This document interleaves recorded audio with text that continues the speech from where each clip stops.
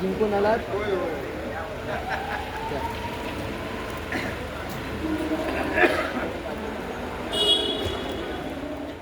आज या ठिकाणी मुस्लिम एज्युकेशन सोसायटी संचलित जे मॉडेल इंग्लिश स्कूलच्या आमच्या प्रशालेच्या विद्यार्थिनी जळगाववरून आता नुकत्याच या ठिकाणी कोकण रेल्वे स्थानकावरती त्यांचं आगमन झालेलं आहे आणि संस्थेच्या वतीनं संस्थेचे पदाधिकारी या ठिकाणी त्यांचं स्वागतासाठी खास या ठिकाणी उपस्थित आहेत.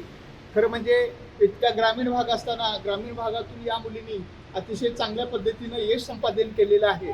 मुली कुठं शिकतात त्याच्यापेक्षा कशा पद्धतीने शिकतात त्याला खूप महत्त्व आहे आणि परिस्थिती ही ज्याला काही निर्माण करायचं आहे ते या परिस्थितीवरती मात कशा पद्धतीने करता येऊ शकेल त्याचं अतिशय ज्वलंत उदाहरण म्हणून जे मॉडेल इंग्लिश स्कूलच्या मुलींचं उदाहरण घ्यावं लागेल.